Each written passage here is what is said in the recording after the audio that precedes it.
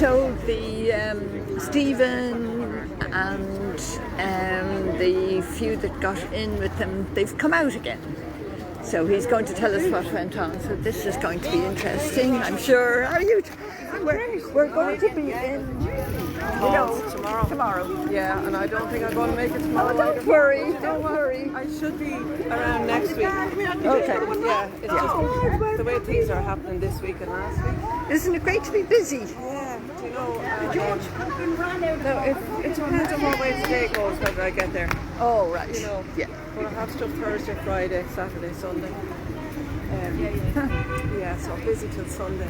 And after that's kind of winds down, you know. I keep thinking that happens. after the weekend No, I'll it's be... another way just things happen. Yeah. One thing after another, and Yeah.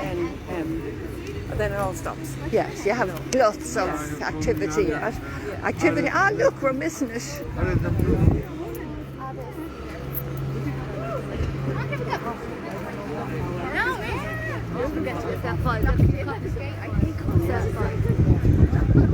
I hope he's waiting for us to come in. Isn't this a lovely little square? It's a great idea. Now try to get behind the sun. Hi, Helen. Okay, guys, Andrew, we couldn't wait, Andrew. We'll explain to you in a minute. I'll explain it all to you. They weren't even going to let us in and everything. We forced their hand, right? Now, okay, guys, I'll just explain briefly what happened because, yeah, as well, you all saw, we said that we wanted to have 7 people in there. Now, what you should all know is that I served a notice on the court and I endorsed it according to all the rules, you know, stamped and signed and everything, and it was called a conditional appearance. It won't get complicated, but what it means is we're coming in here only on these specific terms, all right? And the specific terms basically said, don't commit any crimes, right? And then we listed all the possible crimes they've committed. There were 7 of them, I think. They committed every single one of them today, all right? Now, McGrath came out. The first problem we had was, believe it or not, 2 guys with the same name, Justice Michael McGrath and Garda Michael McGrath. Now, again, I don't embarrass the man too much. He's just come out of the thing over there. He's quite famous. He's what you might call a hands-on policeman, you know. But, yeah, that's right. He was well, anyway, you know, like I say, we just keep it nice and sort of cordial today because it's more important you get the information and you understand what's really happening. And I'm going to go so far as to tell everybody today, if you believe it, and if you act on it, this has been an historic occasion, because we've absolutely won this one 100%. Well done. But I'll try and explain to you how, and then please follow up later by checking the Integrity Ireland website and watch what we're doing with the People's Tribunal, okay? So what happened was we put them on notice, and it would be just like me coming over to your house and saying, look, I'm coming over to your house, but you can't have any cats in the house because I've got an allergy, you know, don't throw anything at me as I'm leaving, whatever it might be, right? And you understand that. And then if you do break those laws, I've got a document to say, look, you didn't do this right. We put them on a notice. You'd laugh at the conditions. We're saying, well, no trickery, no deception. Don't try and stop us getting into the courts. Don't avoid telling us where the court was. They've done all this. They did everything except for stopping us physically on the road. And as you can see, there was no escort waiting for us and everything, right? Although, perhaps we should thank the guards for the great turnout. You know, I'm sorry to the taxpayer, the amount of tax overtime's been paid today. But yeah, but we got a the Garda Commissioner will send him a thank you note for sending so many guards to make sure to protect us today. Yeah, well now, as you know, we sent them, and on the notice it said, we will not come in, I will not be isolated in the courtroom. And again, it's pointing out that we have been assaulted on several occasions, and I'm carrying serious injuries. I had to be operated on and everything because of an assault in that building over there in 2015. That was why they put me in jail, because I prosecuted the 4 guards who were involved, and I prosecuted GSOC for covering up for the 4 guards involved, and then I took the matter to the courts, and believe it or not, 7 judges in a row, and there was people here who were with me when this happened, in these courts and up in the CCJ, 7 judges in a row got up and walked out and refused to deal with the applications. That's criminal. That is criminal. They're completely violating their oath of office. They've lost jurisdiction. Do you understand? It's just like going into the grocery shop and asking to buy eggs and he gives you a box of stones. How many times are you going to go back for them? You go back and ask for your money. You say, oh yeah, we'll give you your money back, but you've got to pay a fee to make a complaint. Come off it. This is ridiculous, you know? And they've been doing this for ages. But anyway, so what happened in here today was, as you saw, they told us that the court was too full, to allow any of our guys in. Remember? Right? And they said, Stephen, you can go in with your Mackenzie friend. All right? Unfortunately, Mackenzie friend got delayed, but so they were telling us 2 of us could go in, right? And we said, no, the court has been put on notice. And you should notice this, guys. This is what happens when you hold your ground. I told them, if we don't come into the court because of any trickery or deception on your part, or any refusal to comply with this legal notice, we're just not going to come in, because we're not going to participate in unlawful or criminal activity. That's it. It's their fault that this thing went the way it did today, not mine. So once we got inside, the registrar, I got the registrar's name somewhat reluctantly, and resentfully. He told me his name, and I said, I just need to know who it is. We clarified with the guards, we clarified with the security that there was going to be no trouble whatsoever. If things started going the wrong way, we were just going to silently get up and walk out, because it would have been them that had caused the problem. Anyway, somewhat to my surprise, Justice Michael McGrath came out with his mask on and started talking. And he started talking immediately to the barrister, who I did not recognise, because if I had it done, she would have been placed on arrest before she stood up.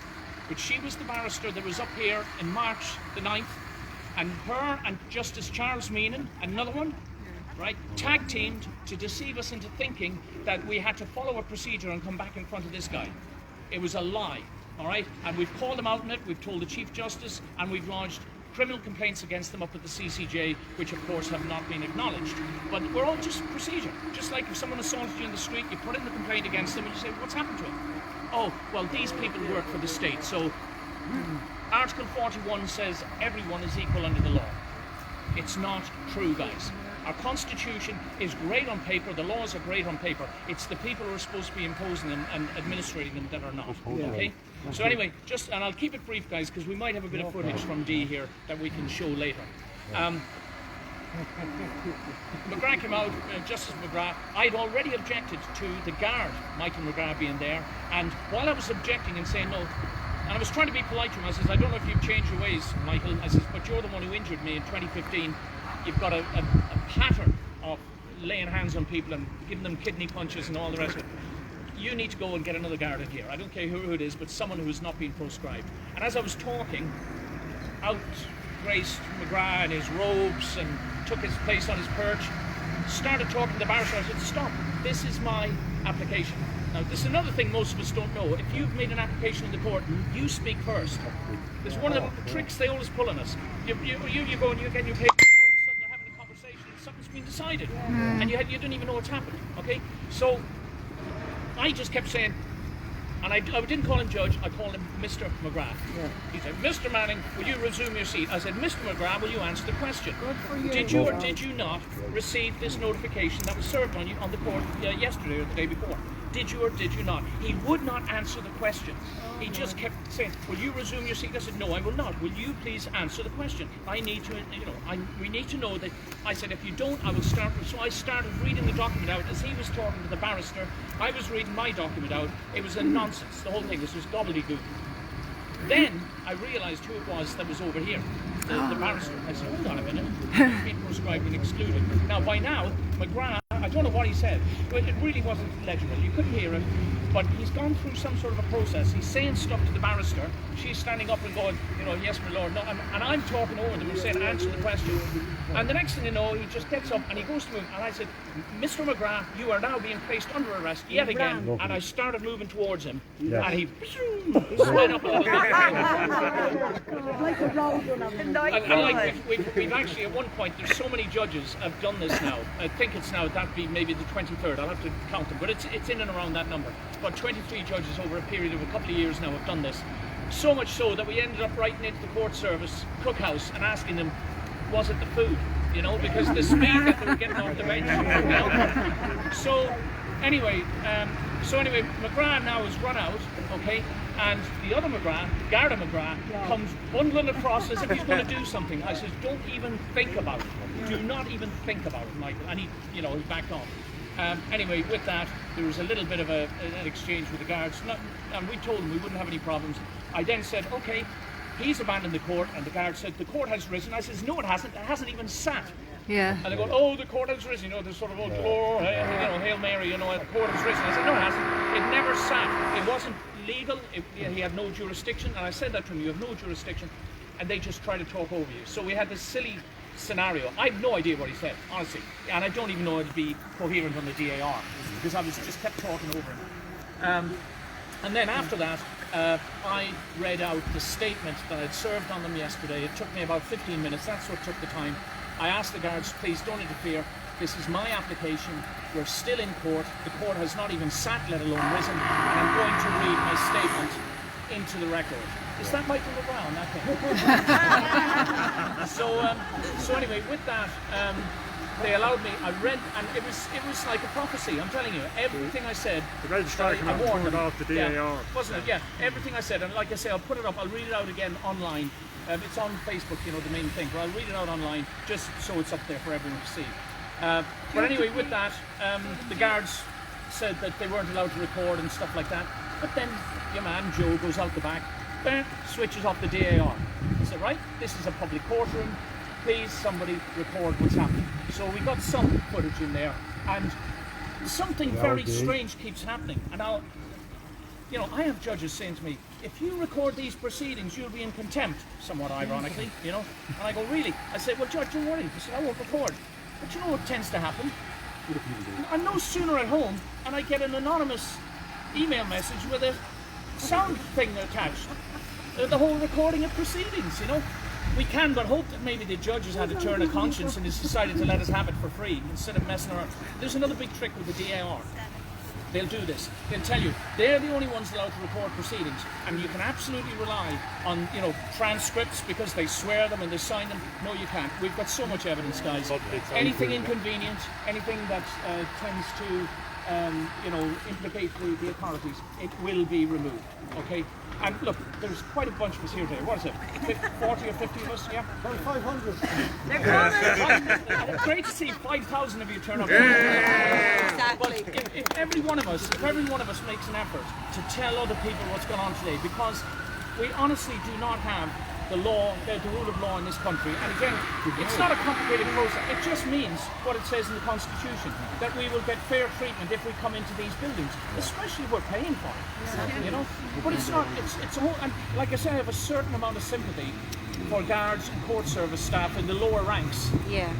A certain amount of sympathy because, you know, I've done jobs when I was younger, not knowing really what sort of institution I was in. You know, well, yeah, but there's a time, you know, there comes a time, and this is it now with this COVID thing going on, and all of the abuses of the authorities that are going on. This is the time for everyone to wake up and look at things like this and start to understand. It's all part of the bigger picture. This is not about, we've got a problem in Ireland. No. This is a global problem. I thought it was a problem in Ireland. I was astounded that my lovely country was this corrupt. But you don't know it until you're sucked into the system. And then if you're brave enough or audacious enough to insist on your fundamental rights and being treated properly, it's astonishing what they do to crush you. Yeah? But anyway, I'll wrap up with that, guys. But this is, thank you so much to everyone. If we haven't got your name and details, then can you explain the declaration and whatever that is? Oh, the notice of proscription and exclusion. Yeah. Yes, guys. Actually, this is important. How does that work? Okay. The book I wrote, and we had flyers and stuff, but we didn't bring it up with us. But the book I wrote, it's called Criminality in the Irish Courts in the Absence of the Rule of Law. Yeah. There's 100 officials and office holders named in there. Why? The book was filling up. There was 270 pages by then, so we just thought we'll stop at 100. But there's 40 judges in there, okay? Several guards, a lot of politicians, and so on, right? We served notice on everyone who's named in the book that no member of the public is obliged to deal with them anymore. And this is what was going on in here today. I was saying to McGrath, hey, Justice McGrath, you've been proscribed and excluded. Sorry, you've lost your privileges. Yeah. And I put it in my statement, I'm an honest man, and I'm not trying to sound like a saint, but you know, in the understanding, the common understanding of it, I'm an honest man and a law-abiding citizen. And I'm in here. You're the one who's breaking the law, not me. You've lost your privileges. Did you do that personally, or did you do it with a group of other people? No. Well, it's in the back of the book. There's a statement in the back of the book, and any member of the public, you can photocopy it's a one-page thing. You can photocopy it, and you write the name of the person. And now, if they're already in the book, you've got that. But I've also created another one for any new offenders that you come across. You just sign it, like I did with the barrister, serve it on them. Sorry, I'm not dealing with you, and that's the whole point. Now, how can they argue? You think about this. If they try to move this case forwards in any way or shape or form, I've got these proceedings that happened here today. I've got the notices, the documentation. I've got the fact that I have followed procedures, they have not. Right. What can they do?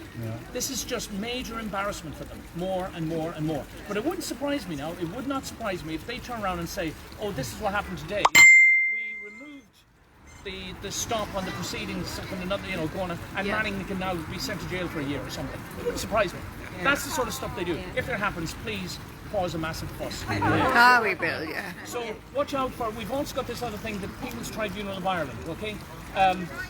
If you have difficulty finding the website, go in on the Integrity Ireland webpage, you'll find it, okay? We've had a couple of technical issues, getting the website up. But the idea behind the People's Tribunal is that people will have an alternative, and we will issue authoritative documents based on what's happening. Do you understand? Everything is linked in. It's like when we serve notices on the court, we always mention these documents, the book. So if they open up the case or if they question us, they have to open up the exhibits. Yeah. And if you look at one of the people named in that book, you've got to look at 100 of them. Do you understand? Well done. We're calling it Pandora's box. They don't want to go near it. Yeah. All right. And this is the power. You see the power. Now you think about it. We're all here, like no masks and everything, and God knows how many guards are out there and how many were hiding around the back as well. But you saw what happened. I'm not saying the guards were lying to us, but they told us the court was too full to get into. When we walked in, just so you all know, guys, there was only one guard, the barrister, the registrar, and an usher, I think. Anyway, 4 or 5 people at the most, right? The fact that there wasn't enough room for us, it was to try and stop any numbers coming in. That's why I said 7. 7 is, it's sufficient. We've now got 7 witness statements of what happened in there, okay? And, it's just calling them out, calling them up. Sorry. We are the authority. As long as we're abiding by the law, we are the authority. The Constitution was written for us, They are there to protect us, not to dominate and tyrannize us, The laws, the powers. Yeah, I know, but it's all right saying it, but the trouble is, the big problem is that they are organised and we're not. Yeah. And there's no easy answer to this, and that's why we're doing all these notices and everything, is so that individuals can defend themselves. And like I say, if you can get small groups locally, just all you need is 3 or 4 people that you can rely on. This is how we started off with Integrity Ireland. 3 or 4 people. I'm in court up in Dublin. I'll be there. And that's how it all started. They weren't getting away with all the tricks and deceptions, and it's a farce. It's a pantomime run by a franchise who have got each other's interests in mind. So you'll hire a barrister and a lawyer, and I'd say this now with respect to the decent ones out there, but they're not going to go up against the judges. They're all in the same club. A lot of them want to become judges. You don't rock that boat. And the other big problem we have is that nearly all of our judges are politically appointed. That's a fundamental violation of what they call the Bangalore principles, which are the international rules for judges that everybody accepts is the model, best practice. You do not have politically appointed judges. It's a ridiculous scenario when there's supposed to be a separation of powers. So, yes, guys. Thank you. No. He was saying, Mr. Manning, will you take your seat? And I said, Mr. McGrath, will you answer the question? He never said anything like he addressed me as judge, and I wouldn't have done. I said, no, you've lost your jurisdiction. You've committed crimes, you've told lies, you've abandoned your oath of office, and we've got documents now to this effect that you can get. They're called asseverations. Yeah, asseverations, and they're there for everyone to use. And it says when is a judge acting under jurisdiction? And it's very simple. It's when he's abiding by the law and the Constitution. It's right there, very simple. When he's abiding by his oath of office. So what happens if he starts committing crimes like perjury, fraud, facilitating deceptions? Who decides so, Stephen? How do you get to decide? The law does. The law does. It's there in the law. So what All you're we've saying done. is it's self-evident. Yeah, it's not us. We're not. When I say we're not the authority, we're taking the law as they have written it down, and we're just putting where the power short, is, little, powerful questions. When are Irish judges subject to the law and the Constitution? Very simple answer. Yes, they are. And there's the sections of the Constitution to say. And so you have a document, you put it in with your affidavit, and then you just refer to it. You say, Judge, you appear to have just violated the Constitution, or you appear not to be following your oath of office. And what if here's another asseveration. That means you've stepped outside of your jurisdiction. In other words, I don't have to do what you're telling me. So will you please step back into jurisdiction? I hate it. But we just tell them, hey, just the same as you do to a farmer or a greengrocer who's selling you vegetables, you want good products. We're paying these guys a fortune, and they're laughing at us all the way through. You know, we're, and to a certain extent, we are the fools that have been letting them get away with this. And like I say, if nothing else, and again, I don't want to like provoke the authority. That's what we've all been scared of, and I've suffered for it. I've been injured. I've been in prison. They came after my children 4 times. You guys wouldn't have known about this because they don't let you talk about it. They threaten you. If you talk about this in public, you will go to jail for in breach of the in-camera rule. And I know there's a lot of people who have had this problem with Tussle and everything. It's shocking. I wouldn't I wouldn't go into it now. But some of the stuff is astonishing. Like my daughter here will tell you, guards coming to the house threatening to break in the door. Now it was only because I was an activist. Then claiming I'd locked my children in the house for 3 days unsupervised. Easily disproven, but what did it do? It kicked off a court case. Tussle was involved, doing house inspections and all this sort of stuff. Harassment, intimidation. Most of the people in these top senior positions are what are known as sociopaths and psychopaths. And if you're not sure about that, very simply, it's people who are absent a conscience, a soul, morality, or at least a certain, you know, it's not a very well developed one. They don't care about you. They care about their promotion, their money, their advancement in society, the fancy robes and titles they're carrying, and they want all of us to genuflect as they walk past. Well, that's the emperor who has no clothes. Not only does he have no clothes, he's got a bad case of leprosy as well. Okay? So, Colin Daly, for God's sake, yeah.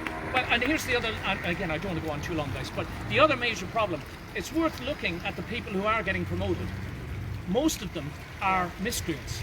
They seem, it seems like a terrible thing to say, that a guard or a court service staff or a judge will get promoted purely because he has demonstrated that he's, excuse the phrase, a dirtbag. You know, and you know, I don't like to use offensive terms, but you understand what I mean. A moral dirtbag. He's shown I'll do what it takes to protect the boys, to protect, and we've got petitions up in the Houses of Oireachtas. We are being stonewalled. Like the court service stonewall, we put papers in, they were not dealing with them. Applications to the CCJ, they won't tell me the name of the registrar up there. He's scared that I'm going to go, and as a matter of fact, I hope he's going to be in there today because I'm going to take a little trip up there. And it's asking what's happened to the applications for criminal prosecutions, which you can do in your own name, by the way. If you don't know about this, it's a 1-page free process. You can walk into a district court, in any district court, without telling them you're coming, lay a piece of paper on the desk and say, I'm accusing so-and-so of committing this crime, and if you've established that a crime's been committed, the judge has to, by law, issue a summons, and you prosecute that person. They weren't expecting us to use it against, you know, officers of the court and judges and everything, but that's what we're doing. And that's one of the reasons they threw me in jail, because we had the guards lined up who'd assaulted me. They were being lined up. We had them twice up in the CCJ. They were going to go down. And all of a sudden, the hearing, 13th of May or something, I was in jail on the 6th of May. What a coincidence. And apparently the case was heard and the prosecutor didn't turn up. Ooh, what a surprise, you know, and so on. But we've never found records for that. It probably never happened. You know, it took them 6 months. When you get the JAR records, like if they're audio files, yes, they should be easily. Yeah, and believe it or not, all of the judges are also the data controllers for each of their own courts. That's another way you can come at them. Instead of following the procedures, you write them as the data controller. They own the records in the courts. You say, have you got anything to do with me? Send it to me, please. I'll go do it here. And they'll deny them to me. They won't deny me. They'll just ignore me. You know? So anyway, guys, I think I had a good little rant here. But the main thing to take away from this here today, guys, is we've absolutely underscored and proven the point that the way the Irish courts are operating, and again, we've got to give credit where it's due to independent judges who might be trying to do the right thing, to independent guards and court service staff, but the system itself has got too many of these compromised individuals in it, and they are pulling the strings and running the show, and there is no integrity here. There's no truth. You see? Yeah. You would not put up with this in any other situation, corporate, at home, at school, or anything, because the standards aren't there, and there's no one to enforce them. All right. And I'll just leave you with the last one. The last one is that we wrote to the Justice Committee. We put in a petition. It's in a booklet called Indictment, if you want it. I think it's only €8 or something online. You can get it. It looks like a pint of Guinness. We did that. We designed it like a pint of Guinness, so that when it lands in the European courts, they know, oh, this is something to do with Ireland. There's the idea behind it. So, anyway, that booklet is a formal petition that lays out why we want the Houses of Oireachtas to do an investigation. And believe it or not, any single person can raise a petition at the Houses of the Oireachtas. As a matter of fact, if you go in and look for it, you'll see them with a video with these schoolgirls have gone up and done a petition, and they were so thrilled, you know, that they were allowed to go and raise a matter in the Houses of the Oireachtas. They won't let me do it, you know. And the clerk of the committee sent me an email letter saying the committee sat and made a unanimous decision to downgrade your petition based on new rules they brought in after they got the petition and dismiss it. And I said, really? I said, thank you for that. Would you send me a signed copy of the letter for my records? Disappointed, of course. They won't send me a signed copy. So I went and looked at the minutes of the meeting and discovered, they have reference number on my cases and everything. There's no mention at all in the meeting of my reference numbers, and I contacted every single TD and senator, about 15 of them, and said, please confirm that you dealt with this matter in the meeting and that you were one of the people making the unanimous decision. Not one of them has responded. They don't. They No, this is don't. it. So it's all, like I said, it goes all the way, you know, Helen McEntee, Taoiseach, and, you know, a lot. What about the Stephen, before farmers? you They finish, can I- brought in bills at the Land Development Agency, and apparently 81 of the TDs never actually turned up when the vote was Yeah. passed. Well, you see, This is collusion. well, it's not just that. You see, guys, there's another book coming out soon. I might as well plug it now quickly. You'll work out what it's about. It's called Crisis, Cull or Coup. Who, what, and how, what, and who. Facts and truths make you think. You know, it's about right. But in there, we explain. And this is something hardly anybody, unless you're trained in psychology or something, you wouldn't even be thinking about this. But we have to learn to be able to identify the people who are sociopaths in society, because these are not the sort of person you want to be stranded on a desert island with, because you'll be their last meal. You know, all right. These are not people you leave your children in the care of them. No, not for any perverse reasons, but you just can't trust them. These are not people you go into business with. These are not people that you marry, because they're absent that thing that binds the most decent people together. You know, honesty, trust, self-respect, that sort of stuff. They don't have it. But what they are very good at is, unfortunately, speaking into the camera. But that doesn't mean we're all psychopaths. But they're good at, and they're very good at deception. And they understand how to manipulate people. Now, there'll be information in this book about it, but that's the problem. We don't see them. We see them with their sharp ties and their nice teeth and their speeches that have been written by members of the media that have now become political speech writers and all the rest of it. And it all sounds wonderful, and the camera angles, and you know, and we get fooled by it. It's staged. Yeah. It is. It's they all know. They all know what's going on. And occasionally they'll think, oh my God, the public's getting a bit restless. We better. Oh, we'll set up another statutory oversight body. We'll set up another GSOC. We'll set up another commission or a tribunal. Yeah. You know? Yeah, Stephen, just before we finish, Yes, Steve. I'd like to ask you, now that we've seen a judge and a registrar run like the road runner from the courtroom, what's happening after this now? What happens to them now? Well, they have endorsed. I mean, even if we didn't need the endorsement, okay, but we have been putting the authority with the state on notice since 2016 of this endemic criminality, and we're not getting. You are right. recognised like And that. eventually we got to a point where we said, right, enough's enough. If you don't do something about it, we're going to go in and start arresting these people, which is what we were doing. Yeah. And we're going to start lodging criminal complaints against them. And we're going to start shaming them and writing them books and putting up videos about them. That still wasn't doing it. So eventually we said, this is ridiculous.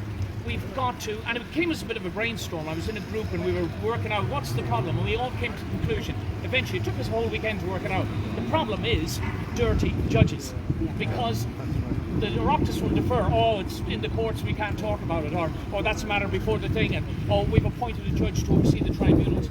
The problem is dirty judges, and when you've got dirty judges as the problem, you've got a fundamental problem with the rule of law. So then we decided what we have to do is set up our own somehow, and we looked at it, and we looked at how it was done in the 1920s with the Republican courts, you know, in opposition to the British courts, yeah. And we decided we'd set up. Now I can't go into detail on it now, lads. But to start, the idea is we've put them on notice, and we put them on notice in there. The last paragraph on my notice that I served on the court was, if you do any of this silly stuff that we've just listed, and we listed 7 or 8 items, they did 7 of them today. If you do any of this stuff today, you are tacitly approving and confirming that we do not have the law in this rule of law in this state. And I am now going to transfer my case. And all I'm going to do now, I'm going to serve notice on all of the agencies of the state that this matter has now been transferred into the jurisdiction of the People's Tribunal of Ireland. And again, no question on that at the moment. We've got the structure set up. It is going to be run absolutely right, but simply, you know, and hopefully it'll be a facility, even when I say not so much in competition with the courts, but as a corrective measure, a people-centred corrective measure. Not a judicial, sort of a judicial oversight body, if you like, but we will actually look at cases, we'll give rulings, and they will be obliged to agree with them. Okay? So that's the next step. The next step is that we use this, what happened today, to move on that. Okay? Thank you, Stephen. That's if they don't. Stephen, Section 8 means. Stephen, there needs to be checks and balances. Ingrained nepotism. Yes, the absolutely. same families, do you mean the top doctors, top lawyers? Yes, but if you're an honest person, even if there's nepotism, you know, if a brother or sister of mine came to me and offered me the other day, Stephen, you're in, I wouldn't take it. I'd say, no. If there was someone more qualified. But then again, you see, we understand that. Stephen, But listen, guys, let me applaud you guys for turning up. Thank you so much. This is pretty good. Pretty good. And my main bodyguard, where's he gone? He's not far. Thank you so much, Danny. Thank you. Well done, Danny. Well done. All right, guys. I hope that'll inspire you all. And you know, later on, like I said, we're going up. Oh, at 2 o'clock. Apparently, Pat Clohessy. If you know Pat Clohessy. I don't know what the restrictions. Court 6. Oh, Meenan. Meenan's the one who deceived us on March the 9th. It'd be interesting to go in there, actually. Johnny Gemma's friend. Yes, that's right, yeah. And can I ask the people with armbands to give them back to Christina, though? We stitched, it took us 2 days to stitch these up. They were made out of the, you know, the bicycle things, you know, we chopped them up. So Judge Meenan, again, he is related to the Meenan. Oh, yeah. PGMC, Meenan's. who didn't progress. They tried to Hope you got all that in. Yeah, I did. It was his uncle. His uncle was involved in the vaccine And trials, buried all the paperwork. and he was also the barrister for the banking tribunal, the banking inquiry. He was getting paid $18,500 a week. Given the state of the vaccine push in Ireland today, people will be interested to read his pedigree and how he ducked out of giving evidence as to what happened in other baby. Tried. Still, like I said, Why don't you try again? if we don't seize the initiative, it's not so much. It's not so much about creating another institution, guys. I'd say this the last thing. There's lots of groups out there trying to do it. They're lacking the structure. Do you understand? You're lacking the structure. If I can't pay you guys wages and give you instructions, say I want this done by next week and that done, it's very difficult. Anything larger than a small group. That's why I'm advocating groups of around 7 to even up to a dozen. Not any bigger. Local groups. And what you do is you help each other and you use the documents. And we're drawing on people from all over the place to create these documents and these procedures and set up this tribunal. Yeah, and then we give it back to you guys and you do what you can with it. But they're starting to wilt. They're starting to wilt. There's cracks because they have no integrity to hold them together. We do. Okay? We lack organisation, but we've got honesty and sincerity and a sense of injustice, which is far more powerful than the hierarchies of bullying and kowtowing and toadying. Time is numbered. Thank you. Thank you.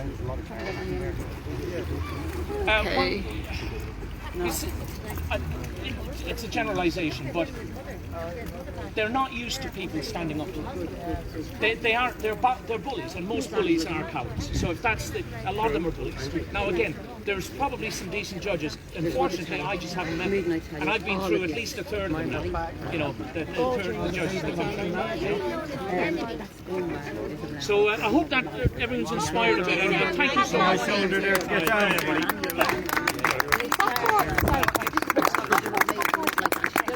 Number 6. Good day. Good day. Great support. Thank you for watching. Okay, bye. Again, you know, well done, guys. Well, that was